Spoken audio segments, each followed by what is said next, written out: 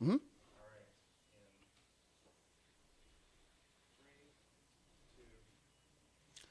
Good morning and welcome to the Pittsburgh Current podcast. I am Pittsburgh Current editor and publisher Charlie Deitch, and we have a really great show. I'm really excited about our guest today, political cartoonist, formerly of the Pittsburgh Post Gazette, which I'm sure most of you are aware of that story, but we're going to talk about it anyway today. Rob Rogers. Rob, welcome to the show. Hey, thank you, Charlie. Appreciate you having me on. No, I appreciate you coming on, and I appreciate all your good work. That's for sure.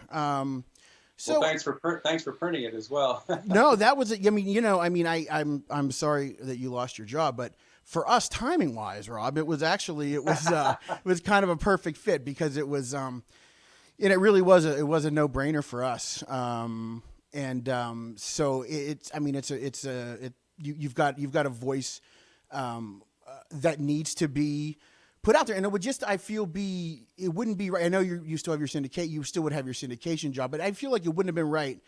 Bethany and I thought it wouldn't be right not to have you in Pittsburgh. So it was an easy one for us. So we're definitely glad to have you. Yeah, I do appreciate that because it is funny how certain people do come up to me and say, oh, I see you in the Current. So it's nice to have a venue in Pittsburgh again, even though I'm not currently drawing local cartoons, but that may come back sometime. That'd be great, actually. Yeah, actually, we won't have a conversation. We can talk about that later. Yeah, we won't have a conversation later with you about that, Rob. Thank you. But let's go a little bit before. I mean, a lot of people know your recent story, but I like to always kind of get in and talk a little bit about how somebody, well before you got to this Post Gazette situation. Let's talk about how you got into political cartooning a little bit. I know that in 1984, you were an intern at the Pittsburgh Press. Right. But was art something that was always important to you? And how did that did you develop that? Yeah, so I was always cartooning from the time I was a little kid. But then when I got into high school, I discovered fine art, and I didn't have as much time to explore the fine art. So when I got to college, I became an art major, and my family, I was born in Philly, but my family moved to Oklahoma. So I was going to art school in Oklahoma, which is, they're not known for their art schools, let's just put it that way. And so when my dad moved to Pittsburgh, I discovered CMU. So it was too late to go for undergrad, but then I got into graduate school in the MFA program for painting. So I ended up doing my master's at CMU, and that was just because I wanted to continue to explore fine art. I knew that I was going to do cartooning in some form as an adult, but I also thought, well, if I have to, I can fall back on teaching, or something else. And so I was kind of just delaying the inevitable, which is you're going to have to get a job at some point. So so graduate school was sort of my delay. But then while I was in grad school, and by the way, when I was at Oklahoma State and also at a smaller school in Oklahoma, I drew editorial cartoons for the paper. That's when I first started doing the editorial cartoons, because I had gone to this was at OSU in Stillwater. I had gone to the O Collegian and said, do you need any cartoon illustration? And they said, well, not illustration, but we do need a political cartoonist this semester. And I was like, okay, I'll try it. And the first cartoon ran on the front page, and it got letters on both sides of the issue. And so I was like, wow, this is cool, So that was the beginning. And then my last year in graduate school, I started doing cartoons again, because I thought, well, and I really didn't tell my professors I was a cartoonist, because I thought they would look down on it. But then I started doing more cartoons, and eventually that led to the internship. And so I wanted to actually, you mentioned that, I wanted to ask you about that, because I know folks on both sides of I know folks who are cartoonists, and I know folks who are also fine art, concentrate on fine art and so forth. Did you find there was a lot of bias in that community toward cartoonists, and was drawing cartoons, creating cartoons, was that something that was maybe looked at maybe like a second tier or something like that, or? Yeah, I think people thought of it not as fine art, but more as either a craft or a hobby or something, humorous illustration.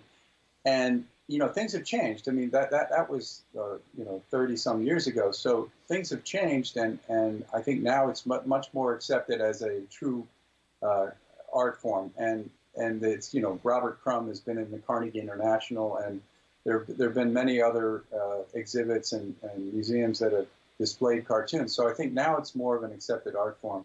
But at the time, yeah, it was still looked down upon, and I'm sure there are still some art historians who look down on it.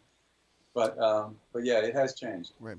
Is there at what point did you start to develop sort of your own style, both in terms of voice and in terms of the types of characters that you draw? I mean, was that something that started way back, or is that something that as you started cartooning more in college?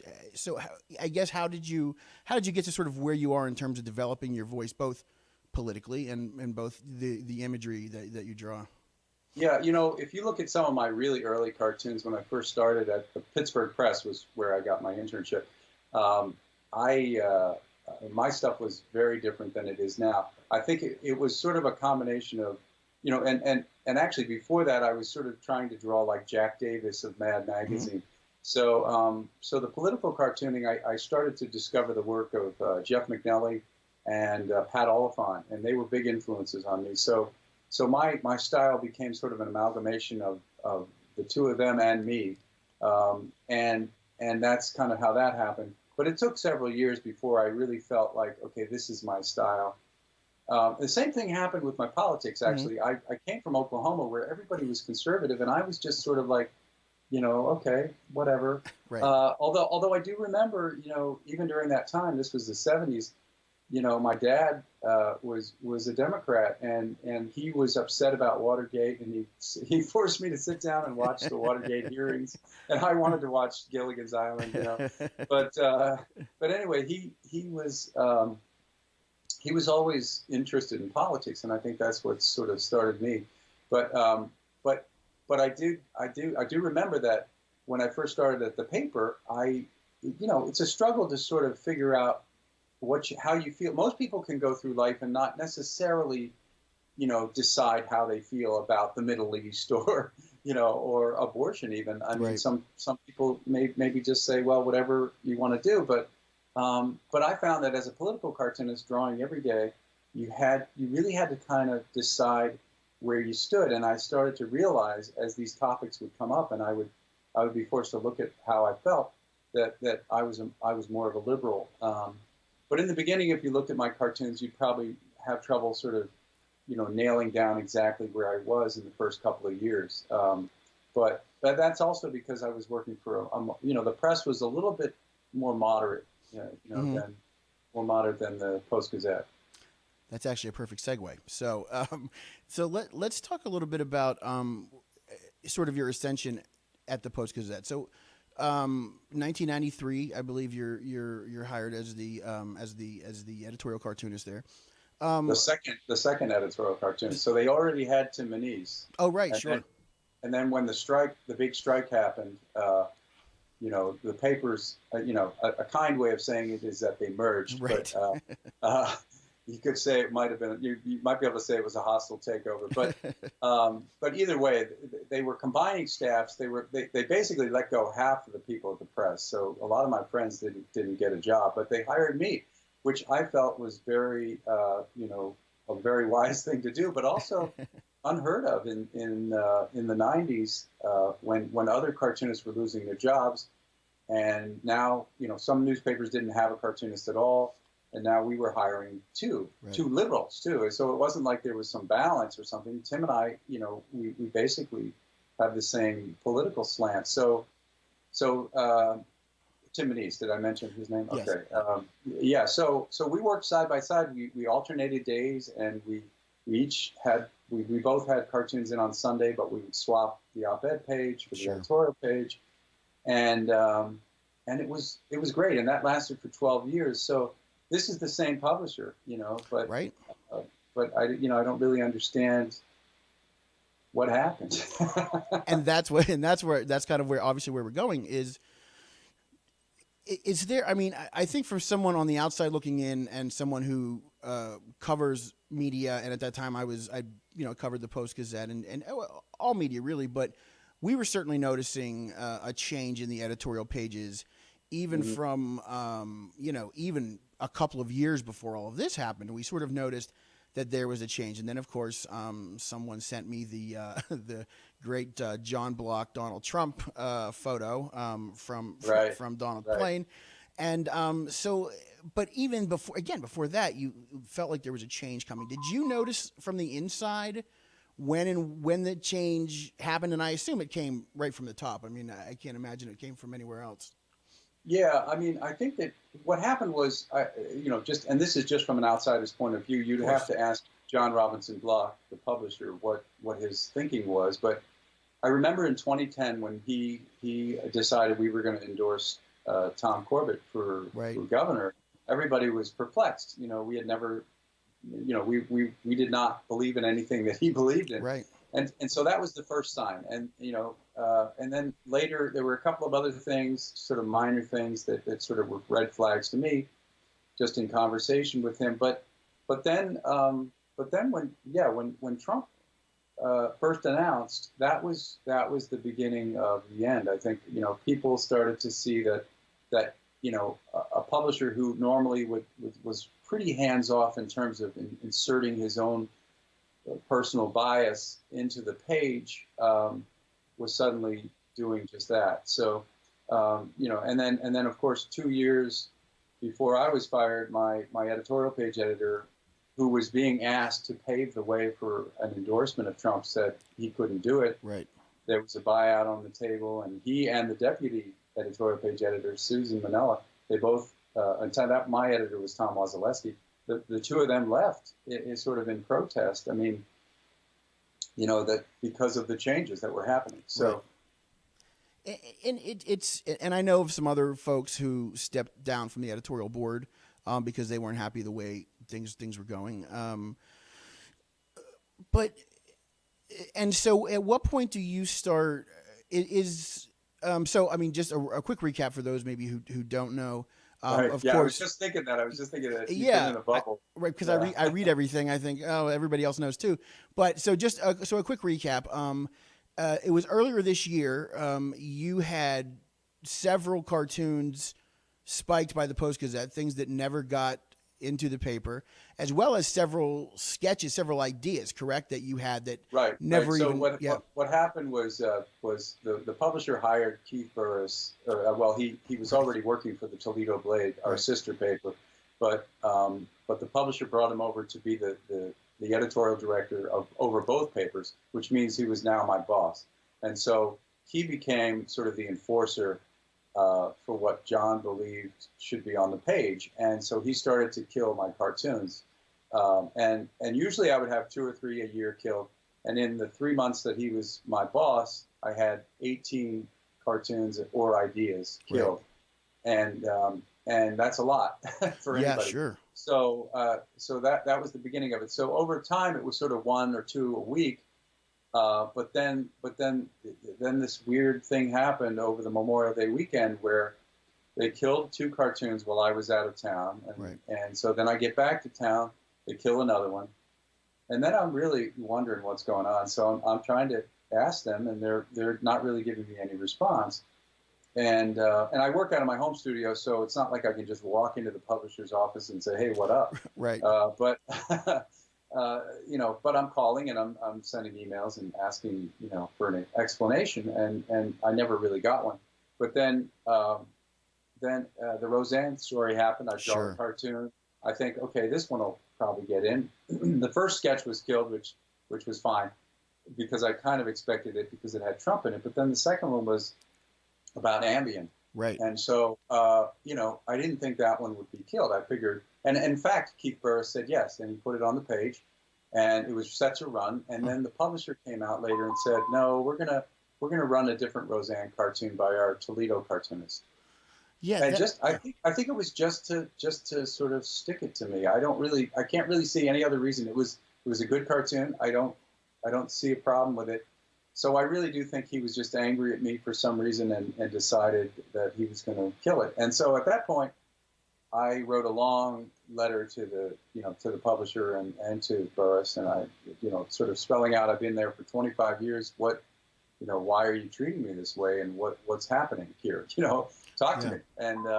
And I'm sure there's a way we can work this out, for the future. And put me on. I was suggesting that they put me on the op-ed page, kind of like we did when Tim Anise and I would switch. Sure. And then they could run conservatives on the editorial page if they really wanted to keep that spot for their own views. But anyway, so that was sort of the beginning of the end. And then I did 2 more cartoons that got killed. 2 weeks later, I was fired. What kind of relationship? I took vacation in between because once they killed all those cartoons, I was like, I don't know what's happening. So I sort of took my vacation days until they, would talk to me. Right. And they didn't really talk to me. They just sent the human resources director over to talk to me. But sorry about that bell. That bell. It's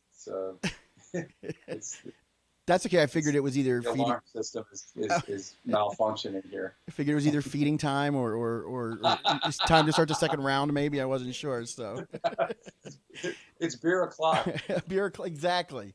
What kind of relationship did you have with J.R. Block, or would you say did you have a relationship with J.R. Block other than publisher employee? Did you? Not really. I mean, I mean, we had a cordial, collegial relationship, and I could always, talk to him when I needed to. I'd call him up, or if there was a problem with the cartoon, and I even, back in 2015 when it became clear that he was interested in Trump, we had 2 different meetings, one in 2016 and one in 2017, where I went into his office and we sat down for an hour and talked about everything from politics to history to Trump, and we sort of agreed on how to proceed, because I knew that he didn't like the Trump cartoons, but he also knew that I am a cartoonist and I have to draw Trump. So, one of the agreements we had was that the way it had always worked is if they killed something, I could still send it out for syndication. And when it looked like they were going to start killing more of them, I sort of made that clear that, I hope that's still our arrangement, because otherwise I won't have any Trump cartoons in the paper, and or even out for syndication. Right. So, so he had agreed to that and said, sure, we'll keep doing that. But, we talked about not drawing Trump every single day, and I agreed that was fine. My average is about 2 or 3 out of 6 that I was drawing, and then this year I went back down to 5, which was my original number of cartoons, just to give myself Sundays off again. But even then, I was only doing about 2 a week, but it still was too many, apparently. Right. Do you think that it's very strange? I think that as far as, and one thing that I've had, I've talked about my issues obviously in the past as well, but right. One thing that I've felt is that, and maybe just want to get your opinion on this, is that things happen internally at a newspaper, and a newspaper that has they have a certain relationship with the public, a certain relationship with their readers, and I think the public, their readers, I think, formulate something in their mind of who you are, and then and what you're doing, and then there are things happening at the top though that are either slowly changing this or are very quickly, I think in your case it seemed, trying to change this, but they're not really being open with the public as far as, they want to make these changes maybe, but they don't really actually want to own it, I guess, to the public. And that's what it seemed like in your situation was, it was sort of happening slowly, but there was, people can read what's going on the PG's editorial pages, but there was still no sort of, this is who we are now, or this is kind of what's going on. Yeah, I think I think that your story in the city paper was probably the first inkling that people might have had that things were changing when you showed the photograph of him on Trump's plane. Right. But yeah, I agree. I think that it and that was one of the things that angered them. I think was that up to that point I had not talked to the media while they were killing all these cartoons. But then when they came back to me with this contract that was sort of ridiculous, then I thought, well, they're clearly not trying to keep me, so why am I, being silent about the fact that they're killing cartoons? So that's when I went on Jake Tapper, and it's true. It's because of all this, sort of this cloud of let's keep it secret, let's not tell anybody what's going on, even though everybody could see what was going on. Right. And so it was kind of ridiculous to think that. That wasn't eventually going to get out. And besides, the story had taken on a life of its own. And if I hadn't commented, people still knew what was happening. And at that point, I didn't comment on what they were, their negotiations or anything, because there hadn't been any. I just sort of stated matter of fact that, they're killing the Trump cartoon. Right. And I'm not sure if this is two different things, the contract you just alluded to. But so when things came to an end, they also, and I only learned this because Rob and I were on a panel together at Robert Morris, I think last month. They offered you a severance package as well, correct?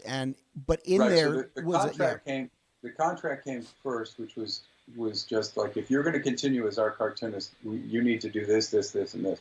And it was, the worst one was, you will now, create cartoons by committee with John Block and Keith Burris and then the other thing was just that they could continue to kill everything that they wanted and not pay me for cartoons that weren't in the paper, which was different. Like, so if they did kill one, they could choose not to pay me. So there were a lot of things. There were 11 little points that they made, and it really was it was not a friendly document, and I just felt like, we could have sat down and talked about this. I didn't understand why they were, why they were being so harsh.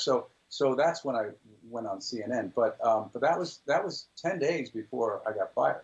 Right. Then there was this sort of silence, for while everybody was, sort of kind of conjuring up what was going to happen next. And then I went in, yes, and they simply offered me severance package. That I didn't sign because it had an egregious non-disclosure agreement, as well as a paragraph about owning every cartoon that I'd ever drawn for them. So they would own the rights to everything. I wouldn't be able to do a book. I wouldn't be able to do talk about them on the air, including the ones that weren't published. So so I said no to that, and then they offered me a freelance contract, which was also an insult, so I didn't sign that either. So I got nothing. I walked away with just, my integrity, but I didn't really. That's why I'm able to talk to you today about this story, because I didn't sign a non-disparagement. Yeah, and that's a tough decision to make. But at the end of the day, I think when you're it's hard. I think people maybe don't realize it's. While it's easy to ideologically say this is ridiculous, I'm not going to go with this, there's still a lot that goes on when you're like, okay, now I either do this or it's my job. And so it's a tough, believe me, as you know, it's a tough decision to just sort of. Well, and so many of my colleagues have lost their jobs for financial reasons. Yeah. Sometimes the financial reasons were just a cloud to sort of cover the idea that they didn't like their cartoons, but. And similar to me, but there wasn't any big issue like Trump or anything to sort of drape it in. So a lot of them ended up signing the severance agreement because they needed the 6 months pay, and they really didn't want to jeopardize that while they looked for other work. Right. This is the Pittsburgh Current podcast, and we are talking to Rob Rogers, former editorial cartoonist of the Pittsburgh Post Gazette, current editorial cartoonist, whose work can be found in the Pittsburgh Current. Issue 7 of the Pittsburgh Current is out this week. We have our election issue. We have artist DJ Kaufman, who took his own sort of take on Trump and the maybe possibly impending blue wave. You can follow us. Yeah, we'll see what happens. Here's open, right? You can follow us on the socials at Pittsburgh, at PGH Current on all the social media. So Rob, getting back to let's talk about sort of your Donald Trump, Donald Trump that you draw. You had actually you had a great cartoon today it's up live now on pittsburghcurrent.com. And it involves the situation yesterday with several bombs and packages being left or sent to various politicians, including President Barack Obama and Hillary Clinton, and one was sent to CNN. Excuse me. And then there's your cartoon today. What was sort of so you probably know you have to do something about this for today. So what is your process when you're creating something like that? Excuse me for 1 second. Sure. I'm Marco Rubio over here. I had another cartoon idea in mind when that story broke, and I was sort of figuring out how I was going to draw that. And then the story was obviously playing out in front of me on the news. So what I did was I sort of thought I waited a little bit to make sure that there was no danger, at least at that moment, before commenting, because one of the worst things you can do is have a cartoon all finished and then you find out people died, and then you have to sort of backtrack because maybe it was insensitive, or you have to change it or something. But in this case, I felt like even if one of them had gone off, the cartoon still held up because it was talking more about Trump's rhetoric and how he's sort of been so toxic and even at inciting violence among his rallies and sort of violence against the media. So I was sort of working on it, and I thought, well, how does someone figure out how to do a pipe bomb? Well, all you have to do is watch any number of shows like right. on television to realize, they get it off the internet. So I thought, well, what would be the recipe, for this bomb? And of course, that's how I sort of, came up with the concept. But yeah. And then in terms of how it's laid out, I just, that's just sort of a visual thing that I decided I would do it in this, as an equation, this plus this equals boom. Right. Yeah. And so you've been in this business a long time, and so there was a time when I think when journalists had to be a little more, we were urged to be a little more careful in terms of, for example, obviously I heard a lot yesterday in your cartoon as well, is that Trump's rhetoric is most likely some sort of fuel for this fire, and not just this incident, but a lot of other things. But there was probably a time when you maybe wouldn't necessarily come right out and say that because, it might have been seen as, not fair to do or not fair to, but I think in this climate, it's almost like we kind of have to sort of take these steps and be, I think, even more sort of brazen and say without a shadow of the doubt what we feel is going on in this time, because the rhetoric from the White House is so out there, I guess, to say the least. Yeah, I think that your point is well taken. There was a more civil time in this country that where even the cartoons were addressing issues that were, a little more subtle. When Congress, when the GOP would pass a bill that would hurt, poor people, for instance, they wouldn't come right out and yell and scream at the rooftops, saying we're taking away your Medicare, or we're hurting the poor. They would do it in a very polite way and talk about how this is helping the economy and the debt and all of that. And so then your cartoon would have to sort of reflect that process. But there is no process anymore because everybody's given up on the niceties, and everybody's just it's a brawl. It's crazy. And so the hardest thing about being a political cartoonist in this time is that we rely on exaggeration and caricature to get a point across, and we have to go to that crazy place to make a point about something that's not as crazy as we're depicting. Right. But with Trump, everything goes right to the crazy place before we even have a chance to draw it. Right. And so it's sort of like, how do you exaggerate him? He's already so exaggerated. And that's what I want to specifically ask you about. So when you set out to draw Trump, especially when it's like kind of the full body Trump with the long sort of snaky arms and so forth, where did your sort of representation of Trump, and granted it changes from time to time based on the cartoon, Sure. but Sure. that seems to be sort of your kind of go-to sort of evil-ish Trump. Yeah. Where did that come from? Well, I think it just came from so many interviews and watching him on television so often. I looked back at some of my old cartoons of Trump that I had done when he was on The Apprentice, and that was sort of a pop culture story, and I was addressing it, in the paper, and the caricature was very different then. I really didn't quite have him down the way I do now. Yeah. But one of the things that he reminds me of, like in some of my cartoons, he reminds me of the Grinch, if the Grinch were a lot heavier, standing over little Cindy Lou, who in that one cartoon that I drew of him, like looking at the little kid in the cage. Right. That's kind of what I was thinking of. And he does sort of remind me of the Grinch because he's just such a despicable kind of, repugnant character.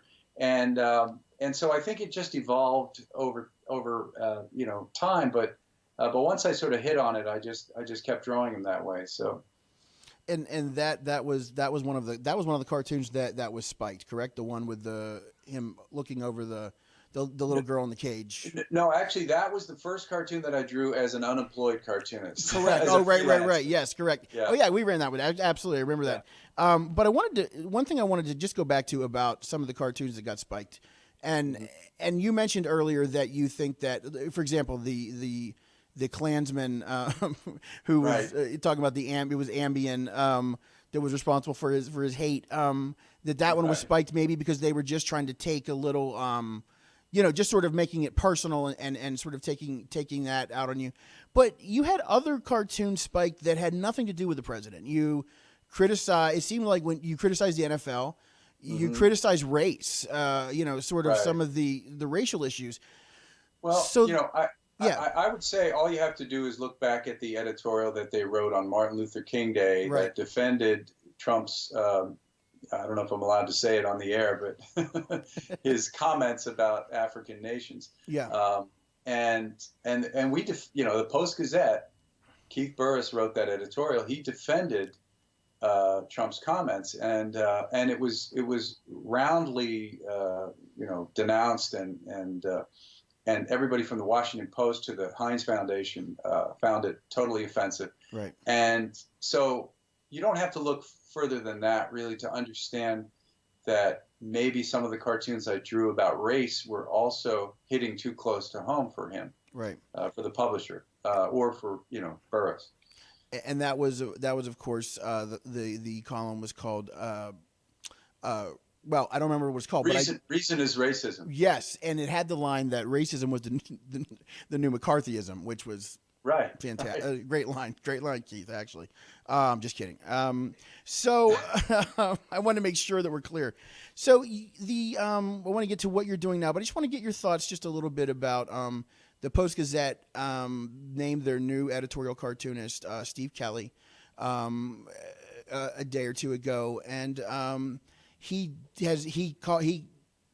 likens himself as kind of right of center.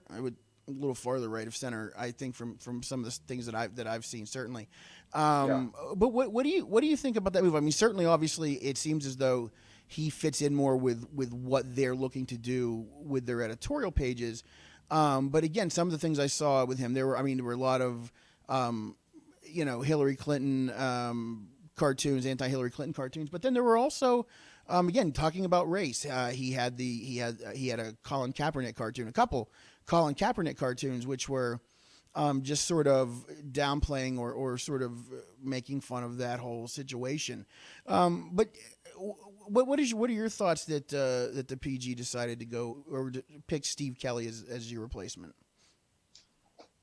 Steve and I have been friends for over 30 years, and I've known him. We haven't spoken in the last few years, so this was a surprise to me. I didn't know they were even going to hire anybody.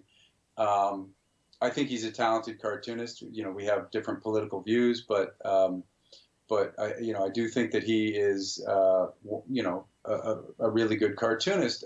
That said, I don't think that, hiring a cartoonist necessarily, erases what the Post Gazette did to me. Right. It's kind of like a wife beater, trying to rehabilitate himself by getting remarried and saying, see, I'm fine.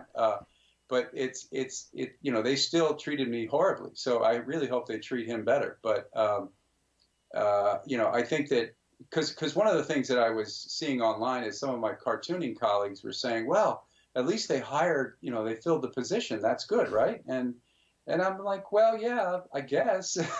But anyway, so I don't really have any more to say about it than that. But it is an odd thing because in this day and age, most of the time those jobs do go unfilled. Right. And so let's talk a little bit about, wrapping up here, talk a little bit about what you're up to. I mean, you've had a lot go on since this all happened.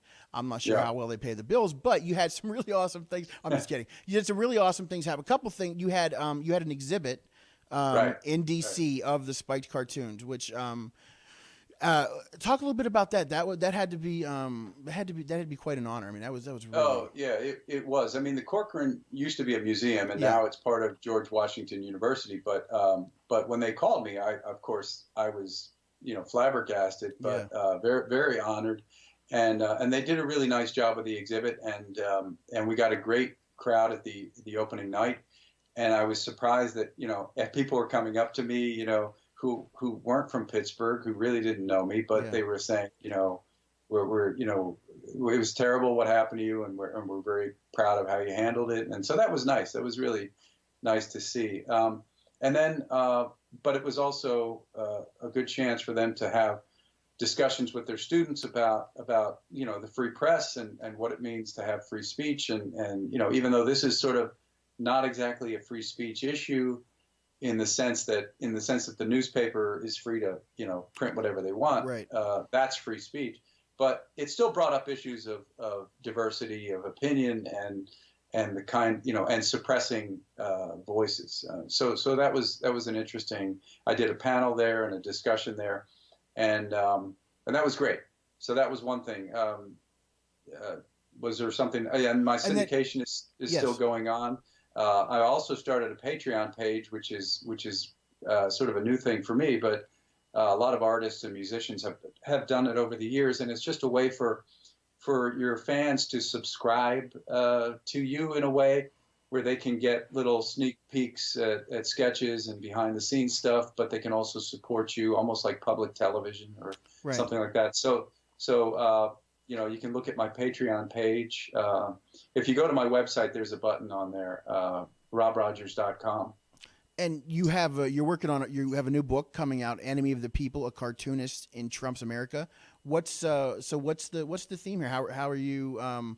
Is this basically telling your story? No, not what's the theme. I'm sorry. The title says it all. Right. I'm sorry. I meant. So is this isn't just an anthology of your cartoons, right? This is you telling your story, correct? Yeah, this is me telling the story of what happened, because I've done a few talks since this happened, and people have wanted me to come in and speak about it, and so I'm it's comforting to know that other people are equally as horrified as I am about how I was treated and how this thing went down. So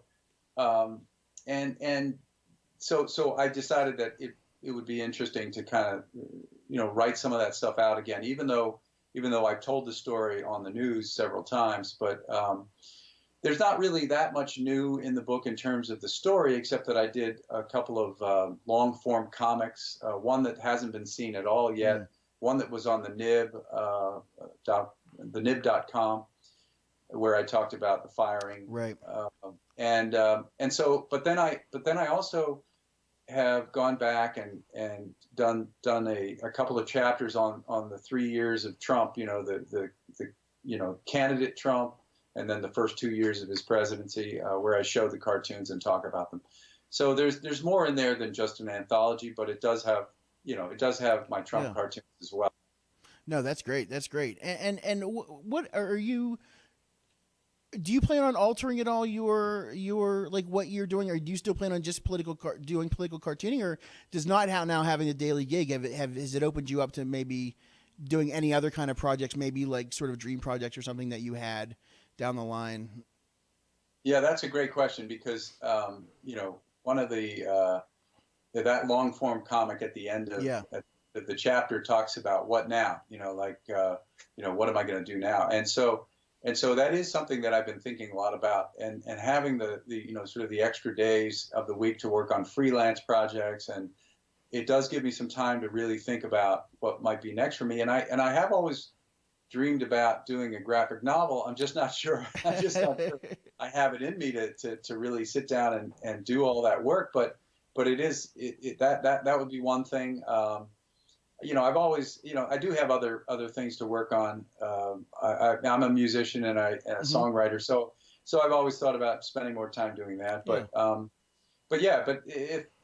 if a major newspaper, came to me tomorrow, I would think seriously about it. But I would also consider, what could be next before taking another job. Absolutely. Our guest has been Rob Rogers, editorial cartoonist, former editorial cartoonist of the Pittsburgh Post Gazette. Rob, thank you for coming on the show, but not only that, thank you for continuing to tell your story, because again, I think it's important that we continue to talk about these things. So hopefully they don't happen as much down the line, or at least folks' eyes are more open as to, these things can happen. So I really appreciate not just your great work as a cartoonist, but also your speaking up and getting the word out of how things are changing in journalism. Thanks. I really think that satire right now is more important than ever. We're living in such a weird time when telling the truth makes you part of the resistance. So it's just, so I think it's important for everybody to speak out. Absolutely. Rob Rogers, thank you very much. RobRogers.com to keep up with Rob and his new book, Enemy of the People, A Cartoonist in Trump's America, coming very soon. Thank you, Rob. Yep. Thank you. Bethany Rue, our associate publisher. And you have to say it like that all the time. Associate publisher is with us. So we're going to talk about what's coming for the weekend, but also we're just going to talk about this week's issue a little more, I think, in depth. I think it's I think that every time we see, we're closer now to double digits in issues. We're almost coming up. We're closer to issue 10 than we were to issue 1. So that's kind of interesting. We are. Kind of thing. Yeah, and I know you held this up before, but if you haven't had a chance yet to see DJ's work, he is the artist that also did our Franksy, our very first ever cover. So I think this is I don't know if I like this better. I love them equally, but this one, I really have a soft spot for this one. Yeah, and the great thing is, I talked to DJ about doing something, and I had a very stupid, loose idea, and DJ said, he's very nice. He goes, let me think about that, and he comes back with something that was, and you just couldn't have asked for a better election guide cover, I think, especially given the times now. But you want to check out our election guide, either pick up a copy, our handy dandy map is on our website, or you can look at it at pittsburghcurrent.com. We also have a digital issue on there if you like to flip through the paper, but you don't actually want to leave your home, which I get, believe me, I get. So that's awesome. You can do that as well. So, Bethany, what's going on this weekend? Anything fun that you see on the horizon? Anything maybe that involves running on the horizon? There might be. So when I'm not associate publishing Pittsburgh Current, there is a 5K that I like to race direct. And sorry, Sorg, I didn't know we were talking about this, right? I had some links queued up for you. It's Hell on Hills, the world's steepest 5K. It's the city's only Halloween 5K. It's this Saturday, 8 a.m. in Beachview. Our starting line is Canton Avenue, which is officially the steepest street in the United States. In my heart, it's the steepest street in the universe. Maybe. Yeah. You could still sign up to run online right now. You could walk up and sign up on registration day. Costumes are encouraged. There's prizes for the winners. We've got free beer at the finish line, thanks to our friends at Enix Brewing. And there's music, and it's a very festival-like atmosphere. People are just so happy to survive the race that we celebrate at the end. So that's going on this Saturday. So yes, please, if you are the running type or the walking type, come out and see us. And I would say this, even if you weren't my partner and my friend, Captain, my captain, I would still, this is a really unique event. There's not a whole lot of things like this. Nothing like this race that goes on in Pittsburgh. I actually offered for promotional material, I offered to strap on a GoPro and run Canton Avenue, do Canton Avenue for Bethany, but we figured we weren't sure if the old. The gentleman that ran, Matt Lipschitz, he actually won the first and second year, is going to be wearing a GoPro, so we will have footage of our. I'm assuming, I think we'll have some challengers because we do have a $100 gift card for the male and female winners from Fleet Feet. So I think, but he broke 19 minutes last year. Wow. So he will be wearing a GoPro, and we'll have that footage up soon. So yeah, absolutely. It's a great little city event. And then also you can kind of preview where Tolan FX's Halloween Bash is going to be, which is coming up Wednesday here in Beachview. There's going to be Lucha Libre Wrestling, which is different, I learned now, from Luchador. Lucha Libre is Puerto Rican wrestling. There's going to be food and music. So if you're not busy Halloween night, because there's really nothing else going on, right? It's a totally boring night. Come out and party with us in Tolan FX. Yeah, there's a family-friendly portion, which is the parade. And there's a parade. There's trunk or treating, which a bunch of people pull up their cars. Yeah. And normally, you don't want to take candy out of a person's trunk. That happened to me once when I was 11. But we'll talk about that later. So obviously, and check out our event listings online. There's always a ton of stuff going on. We also have our election night watch party. Yes. This is going to be huge. If you are new to being engaged in politics, and I do feel like there's a ton of people that are just, have recently kind of come into getting passionate about it, come and hang out with us. Anybody could come and hang out with us, but we really, we're going to have a great time. Lexi and her team at the Incline are going to be reporting live. Charlie and his team are going to be reporting live. Sorgatron Media is going to be there. We're going to be podcasting live from local Pittsburgh on Carson Street. So election night, hopefully we'll have that blue wave to celebrate. But regardless, we are going to make engaging in politics a really good time. So come party with us election night. Yeah, it's going to be a lot of fun. I mean, there's it's going to be, even if the event wasn't going to be fun, I think there's going to be a lot of surprise. It's nice to watch. I think it's going to be fun, or it's going to be either fun to watch these results come in with friends, or it's going to be, at least you can have someone to cry with if things don't go your particular way. Yeah. But one thing, finally, I guess, to end today, one thing that Bethany and I want to talk about to our readers and our podcast audience is we have a campaign called Honeycomb. We have a Honeycomb finance campaign. And what this is, and Bethany can explain not a little better, but a whole lot better than me, is we're basically asking you to invest in us. We're not asking you to give us money. We're asking you to No, we already did that. Yeah, you already gave us money.